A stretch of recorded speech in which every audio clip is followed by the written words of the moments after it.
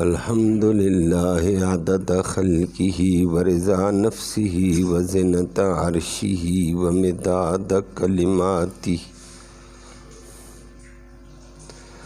والصلاة والسلام علی صفوۃ رسلہ وخیر خلقہ محمد وآلہ وصحبہ اما بعد فاعوذ باللہ من الشیطان الرجیم بسم اللہ الرحمن الرحیم الحمد للہ الذی خلق السماوات والارض وجعل الظلمات والنور ثم الذین کفروا بربهم یعدلون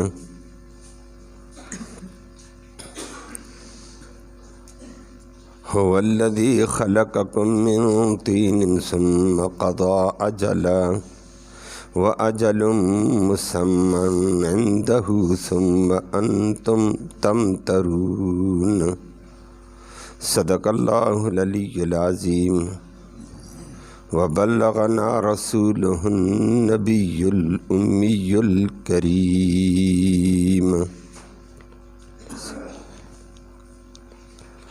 قابل ست تکریم و ست تعظیم معزز سامعین کرام،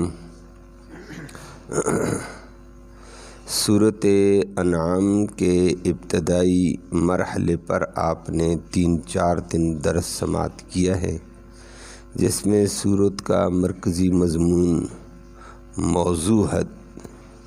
مرکزی موضوع سورت کا آپ کے سامنے ذکر کر دیا تھا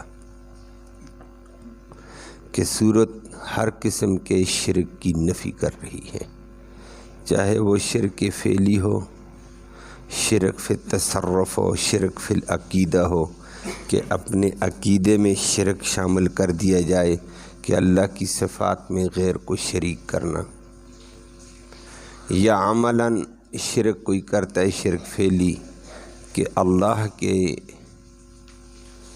لیے جو چیزیں مختص وہ غیر کے لیے کر دیتے ہیں۔ اس کی تفصیل کل بھی پرسوں بھی آپ کے سامنے ہوئی کہ نیاز اللہ کے لیے وہ غیر کے لیے کر دے، نظر اللہ کے لیے وہ غیر کے لیے کر دے، منت منوت اللہ کے لیے وہ غیر کے لیے کرے۔ فرمایا یہ سب حرام اور شرک، اللہ اس کو گوارا نہیں کرتا ہے۔ سورت کے ابتدا میں اللہ نے اپنی عظیم صفت کا ذکر کر کے انسانوں کو تنبیہ کی ہے۔ ابتدائی آیت جو آج آپ کے سامنے آئی ہے،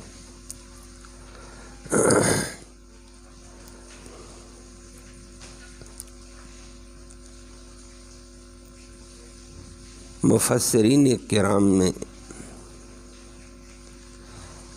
بہت سارے مفسرین کرام یہ فرماتے ہیں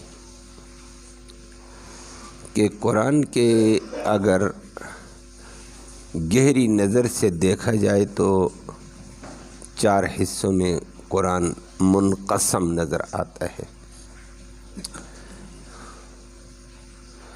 پہلا حصہ سورۃ فاتحہ سے چل کر سورۃ مائدہ تک ہے، جس میں زیادہ تر اللہ کی صفت خالقیت کو بیان کیا ہے کہ اللہ ہر چیز کا خالق ہے، ہر چیز کا وجود دینے والا ہے، نبیوں کو بھی وجود، ولیوں کو بھی وجود، کل کائنات کو وجود دینے والا۔ تو یہ بہت بڑی طاقت ہے پھر اس کی۔ اور آج سورۃ انعام سے اگلی بات چلی ہے کہ سورۃ انعام سے لے کر سورۃ بنی اسرائیل تک یہ دوسرا حصہ شروع ہوتا ہے، جس میں اللہ نے زیادہ تر مرکزی مضمون یہ بیان کیا کہ جس طرح کل کائنات اور ہر چیز کو پیدا میں نے کیا، اس کی ضرورتیں بھی میں نے پیدا کر کے، اس کی ضرورتوں کو بھی اس کو پورا کر کے اس کو پالتا بھی میں ہوں۔ گویا کہ اللہ نے اپنی صفت رزاقیت کو پیش کیا کہ میں رزاق ہوں۔ دنیا میں بے شمار انسان، حیوان، درندے، چرندے، پرندے، حشرات الارض، کیڑے مکوڑے رب کہتا ہے میں نے پیدا کیے ہیں، اور فرمایا ان ہر ایک کی ضرورت کو بھی میں جانتا ہوں، ان کی ضرورتیں بھی میں نے پیدا کی ہیں اور ان کی ضرورتوں کو پورا بھی میں کرتا ہوں۔ میں رزاق ہوں، میں رب العالمین ہوں، پالنہار، کہ ہر شے کی ضرورت کو سمجھ کر اس کی ضرورت کو پورا کر کے اس کو حد کمال تک پہنچانے کا نام رب ہوتا ہے۔ اور اس صورت کے اندر ابھی سے یہی مرکزی مضمون چلے گا۔ اور آگے تیسرا حصہ صورت کاف سے چلتا ہے صورت سبا تک۔ اس میں اللہ نے ذکر کر کے فرمایا جب ہر چیز کا خالق میں، ہر چیز کا رازق میں، روزی میں دیتا ہوں، ضرورتیں میں پوری کرتا ہوں، تو حاکمیت بھی میری ہے، فیصلے میرے ہوں گے۔ تو یہ کہہ دینا کہ ہماری مرضی چلے گی، میرا مال میری مرضی، میرا جسم میری مرضی، میری جائیداد میری مرضی، فرمایا تیری نہیں، سب کچھ رب کہتا ہے میں نے پیدا کیا، تجھے بھی میں نے پیدا کیا، تیری ضرورتیں میں پوری کرتا ہوں، تو حکم میرا چلے گا۔ حاکمیت اللہ کی ہے۔ تیسرے حصے میں اللہ نے اپنی حاکمیت کے حوالے سے بڑے انداز میں تفصیل سے بیان کیا۔ چوتھا حصہ صورت سبا سے آخر قرآن تک گیا، اللہ نے فرمایا دنیا میں حاکم نہیں، قیامت کے دن بھی حاکمیت میری ہوگی۔ دنیا تڑپتی ہوئی نظر آئے گی، دنیا عاجز نظر آئے گی۔ دنیا کے اندر تو میں نے انسانوں کو اختیار دے دیا ہے کہ اپنی مرضی سے ادھر سے ادھر جا، ادھر سے ادھر جا۔ نبیوں کو بھی کچھ اختیارات دے دیے ہیں، ولیوں کو بھی اختیار دے دیے ہیں، بادشاہوں کے پاس بھی اختیار ہے۔ بادشاہو صحیح قلم چلاؤ، صحیح فیصلے کرو تو تمہیں اجر دوں گا، نوازوں گا، غلط کرو گے میری گرفت سخت ترین ہوگی۔ اختیار تو دیا ہے۔ ارباب اقتدار کو بھی اختیار دے دیا ہے۔ دنیا کے حکمران جس کو وہ اپنے آپ کو حاکم کہلاتے ہیں، عارضی حاکم، لیکن کچھ اختیار اللہ نے ان کو دے دیا۔ دنیا میں عادل ہے، جسٹس ہے، قاضی ہے، اس کو بھی اختیار دے دیا، لیکن فرمایا درست سمجھ پر چلے گا تو اجر دوں گا، غلط ہوگا میری پکڑ آئے گی۔ دنیا میں اختیار ہے، لیکن قیامت کے دن اللہ فرماتے ہیں اس بات کا بھی اختیار میں چھین لوں گا۔ کون وہاں میں یہ کہہ دوں گا دنیا میں تو تمہارے اختیارات چلتے تھے، تمہارے فیصلے چل جاتے تھے، تمہارا جبر بھی چلتا تھا، ظلم بھی چلتا تھا، رحم بھی تمہارا چل جاتا تھا، لیکن آخرت میں اللہ کی حاکمیت کا جب ذکر ہوگا تو اللہ نے پھر اسی کا ذکر قرآن میں آخری حصے میں بھی کر کے فرمایا حشر کے میدان میں ساری مخلوق کھڑی ہوگی، نبی بھی موجود، ولی بھی موجود، بزرگ بھی موجود۔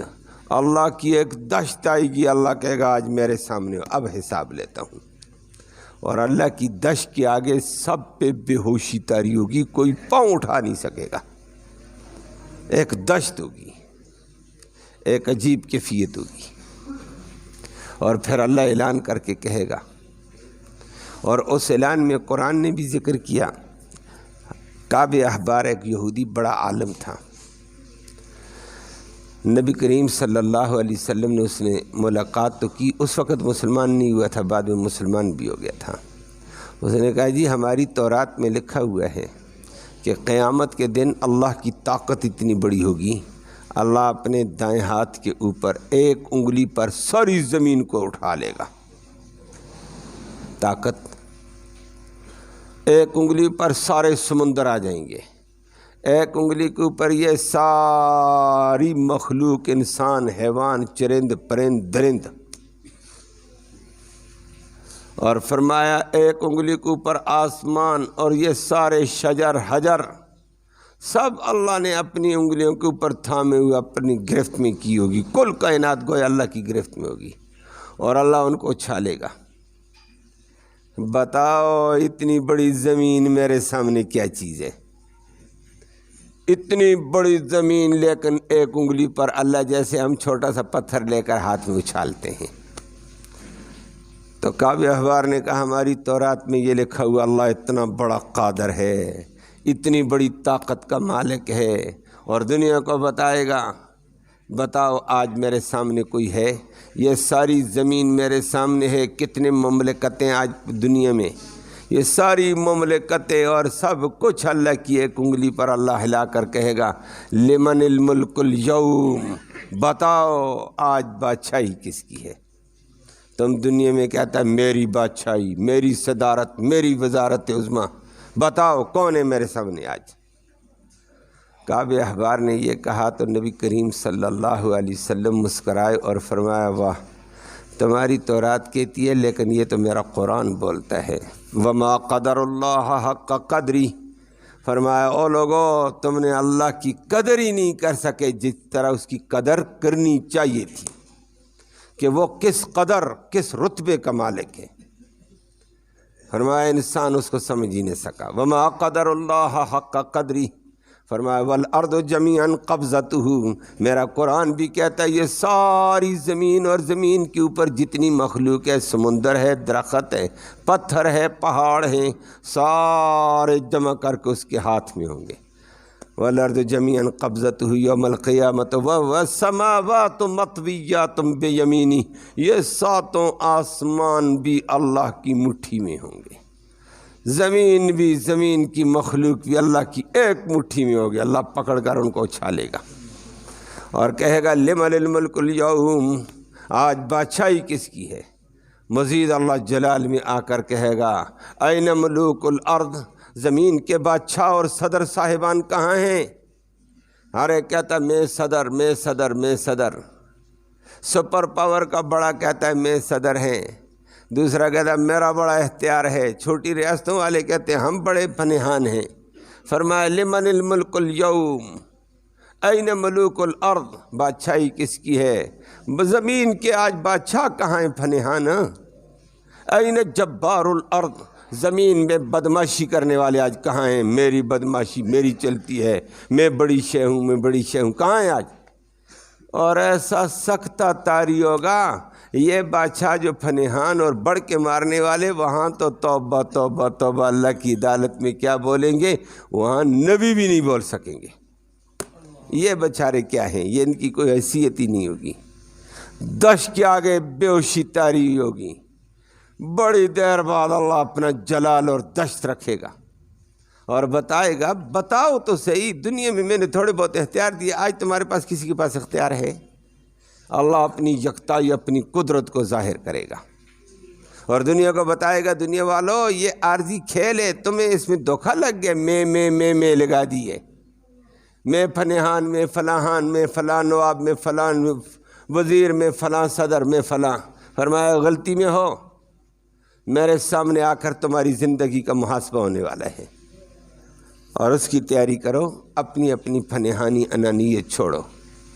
حدیث میں پھر اللہ کے پیغمبر صلی اللہ علیہ وسلم نے فرمایا جب اللہ کی یہ گرفت ہوگی کوئی بول نہیں سکے گا، اللہ اپنی دش کو بڑی دیر بعد تھوڑا سا ہلکا کریں گے، حاملین عرش، اللہ کے عرش کو تھامنے والے فرشتے بڑی طاقت والے ہیں، وہ تھوڑے سے بولیں گے، آہستہ سے ان کی آواز آئے گی، اللہ کہے گا لمن الملک اليوم، آج کی بادشاہ، آج بادشاہ کون ہے بتاؤ؟ زمین کے بادشاہوں سامنے آؤ، زمین کے جبابرو، بڑے بڑے پنہانوں آج سامنے آؤ، کوئی نہیں۔ فرشتے اس وقت آگے سے جواب دیں گے یا اللہ بادشاہی للہ الواحد القہار، بادشاہی تو صرف ایک یکتا غلبے والے کی ہے، دنیا میں غلبہ اس کا تھا لیکن اس نے ڈیل دی ہوئی تھی، آج تو غلبہ اس کا ہے، کوئی بول بھی نہیں سکتا ہے، للہ الواحد القہار۔ فرشتوں کے بعد پھر تھوڑی دیر کے بعد انبیاء کو ہوش آئے گا، انبیاء کہیں گے للہ الواحد القہار، اللہ کو جواب دیں گے، پھر یکے بعد دیگرے آہستہ آہستہ آہستہ انبیاء کے بعد علماء بولیں گے، بڑی دیر بعد اللہ کا اور جلال تھمے گا، پھر مخلوق کل کائنات بولے گی یا اللہ بادشاہی دنیا میں بھی تیری تھی، آج بھی تیری ہے، دنیا دھوکے میں تھی، للہ الواحد القہار۔ اللہ یہ ذکر کر کے فرما دیتا ہے کہ جب بادشاہ میں ہوں تو میرے سامنے تم نے حساب بھی دینا ہے اور اپنے آپ کو نہ چلاؤ کہ میں نہ کرو، اللہ اللہ کرو، اللہ ہی کا حکم دنیا میں بھی ہوگا، اللہ ہی کی بادشاہی آخرت میں ہوگی اور اس نے تم سے حساب لینے ہیں، صحت ترین لینے ہیں۔ اللہ ہمیں وہاں کی سرخروئی نصیب فرمائے۔ تو گویا کہ قرآن کے 4 حصے منقسم ہوئے، آخر حصے میں واقعتاً پھر جنت کے تذکرے، جہنم کے تذکرے، اللہ کی بادشاہی کے تذکرے، حاکمیت الہی کا ذکر آخرت کے اعتبار سے ذکر کر کے فرما دیا۔ اور یہ سورۃ انعام سے اللہ نے اپنی صفت رزاقیت کو واضح کیا کہ کل کائنات پیدا میں نہیں کی، اس کی روزی کا مالک میں، اس کی ضرورتوں کو پورا کرنے والا میں، اس کی حاجتوں کو پورا کرنے والا میں۔ تو پھر فرمایا پھر ثم الذین کفروا بربہم یعدلون، اتنے بڑے پالنہار کو چھوڑ کر یہ کدھر پھرتے جا رہے ہیں؟ اس رب کے سامنے آ جاؤ، اس کی عدالت میں آؤ، اس کے سامنے سجدہ ریز ہو جاؤ، اس کے سامنے اپنے ہاتھ پھیلاؤ، جاتے کدھر ہو پھر اس کو چھوڑ کر؟ اللہ ہمیں اپنی اطاعت، اپنی بندگی کی توفیق نصیب فرمائے، دنیا کی بھی سرخروئی، آخرت کی سرخروئی نصیب فرمائے۔ اللہم صلی